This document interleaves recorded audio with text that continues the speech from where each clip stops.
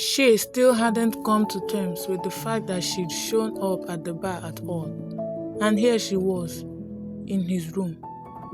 They were kissing before the door slammed shut, the kind of deep, thorough, wet kisses she'd always loved, and that too few men knew how to do right, and as skillfully as Quel Laredo. You desire me. You can't get enough of me. Shay instinctively sensed the thoughts. Then she remembered there were no powers of persuasion to back them up. She was on her own. Nothing but chemistry fueled this seduction. She knew little of making love as a powerless being. There was a dark magic holding Quell here. There was no reason other than chemistry to make him want her, to desire her. How did humans manage it? How did they overcome the fear and doubt? The kiss turned even hotter. Then he was pulling her off. He was pulling her skirts. He was pulling off her skirt and smoothing his hands over her breast. She unhooked the bra. He threw it out of the way. His pants dropped, then hers, and he reached for the bedside box. Protection, she thought, dazed. They were frantic now as he backed her up against the wall. It was a blur of sensation, uncontrollable need. Kissing wasn't the only thing that was going to be good with Quell Laredo. Of that she was absolutely sure. He lifted one thigh over his hip. Quell, she moaned. She thought she saw a shadow of a smile as he hoisted her other leg off the floor. Then he plunged deep. A flash of pain, a swift intake of breath. In the next breath, the sting dissolved into sheer pleasure. "What are you thinking of now?" he demanded. "Me or him?" He was thrusting slow, swaying just right. His eyes were dark, burning into hers. "You," she whispered. Dark satisfaction, even triumph glimmered in Quell's gaze as he crossed his mouth to hers. Perhaps he read the earnestness there that she hadn't revealed before. Perhaps, too, a glimpse of her surrender, yet she felt nothing that smacked of defeat. She'd simply told the truth, a new habit for her, but one that felt exquisitely freeing. She clung to him as he rocked inside her, her fingers grasping for purchase on his hard, silky body. No words now, only her sighs and his groans, his silence, his scent mingling with hers.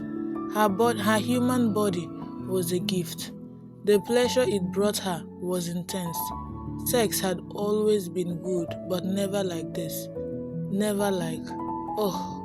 She came apart, crying out as she writhed against him. "Angel," he hissed, pressing his teeth to her shoulder as he thrust into her body. His peak came soon after, crushing over them both like an earthquake before subsiding into trembling aftershocks. He swept her away from the wall and tossed her onto the bed, kissing his way down her body and where she still throbbed for him. When his lips touched her between her thighs, her body made no secret of how he affected her. She moaned, aching her back. He chuckled smugly. "Angel, you're gonna have a good night tonight." They kissed and stroked each other until Quell pushed up, frowning down as the tangled sheet. "You are bleeding." "I am?" She squinted in the dim light but couldn't make out much. "Did I hurt you?" "No." Then she remembered the pain, just for a minute. He stretched out next to her, his head propped on one hand, his other flattened on her stomach. The heat of his palm The male possessiveness in his touch made her shiver. It's not your period. I don't think so.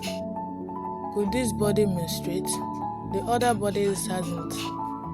Shay, yes. 1, 2 moments of silence ticked by before he asked, were you a virgin? Hades. That was it. She hadn't even thought about the issue of virginity. She'd been so hot for Quail that she'd forgotten all about her cover. Her demon self was no virgin, but her physical body was, as innocent and untouched as that damn soul she was stocked with. I should have thought to say something. Hell yeah, you should have. His gaze had changed. It was oddly soft, as was his voice. Jesus, Shay, why didn't you? Would it have mattered? She honestly wanted to know. Damn right it would have. I would have done things differently. Curiosity burned. She'd never experienced lovemaking, where the act had been entirely voluntary. A fact best kept secret though. How so? His mouth, tipped in that half smile of his, filled her vision as he moved closer. Give me a second to recover, he said, low in her ears, and then I'll show you. Toward dawn, Quail gently roused her from a doze of pure exhaustion, her human body tired as quickly as it surrendered to pleasure. The trade-off was worth it. I knew your ass looked great in jeans. Quail nibbled and kissed his way down from her neck to the ticklish spot between her shoulder blades and lower. His heavy erection brushed against her thigh. The man was insatiable. She quite liked that. Though, I've got to say, it looked a hell of a lot better without them. On all fours, he playfully beat her left cheek. She laughed, then winced as she rolled over. Her body continued to remind her that tonight was its first time making love. As did Quail. So, he sounded slightly more smug than sorry. Yes, a bath sounds lovely right now. Sorry, Angel, I've got a shower. No tub. There's a new motel in town. Nice place. Maybe on your next night off, we'll check in and have ourselves a party in one of those in-room jacuzzis.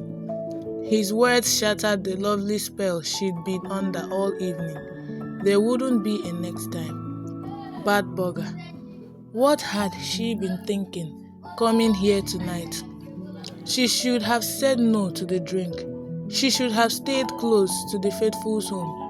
She'd put Quail at risk by spending the night with him. It was a selfish risk.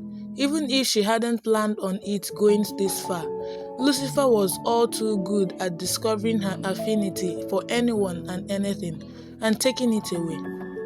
She wriggled out from under Quail's weight. It's nearly dawn. I've got to go. She hurried around the room, snatching her clothes off the floor, blaming her mistakes on her addiction to feeling alive, and her curiosity and attraction to Quail. In coming here, you may have just signed his death warrant. Her tenderness with the babe could be explained away as winning the family's trust, but what of the others she met here? She couldn't afford to get close to any of them. She had to keep her distance or risk the unthinkable. She mustn't become attached to Quail, to the babe, or to anyone. Mortals were off limits starting now. She was going to miss him. She was going to miss this life. More so than any others. This one had felt real. Her body did too. She thought with another wince.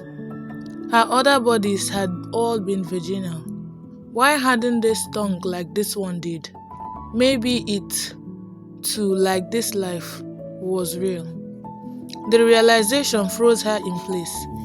Did the soul mean she was no longer a demon? No, that was impossible. Jeans, bra, blouse, one shoe, then two. Frantically, she tore through the fallen garments.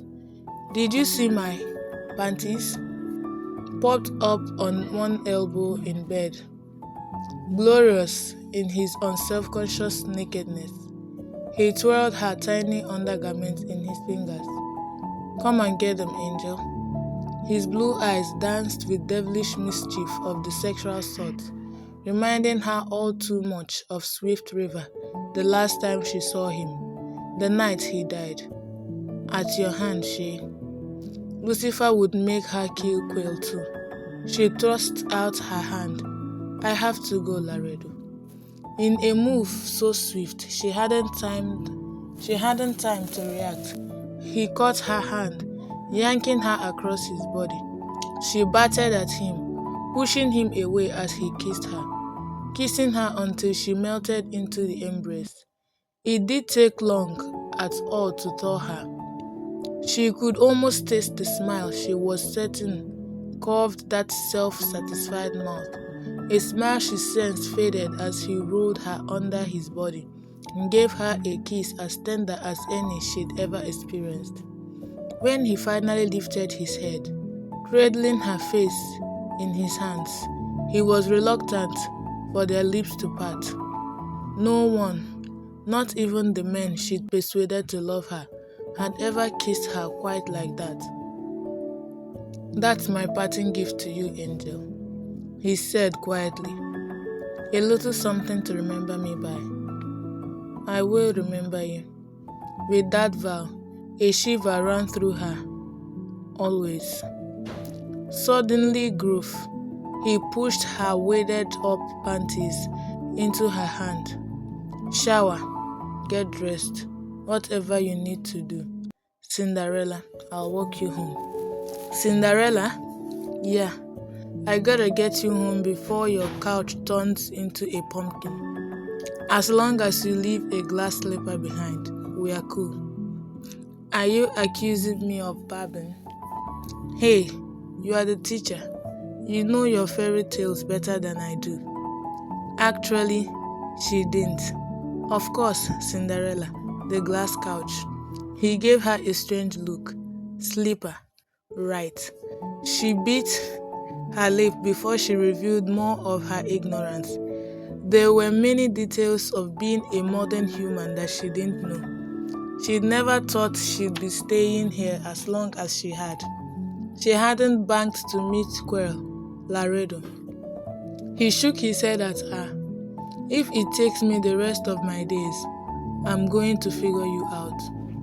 She was going to use the rest of her days to make sure he didn't. Not that she had many days left. Don't forget to subscribe to our channel and share our stories.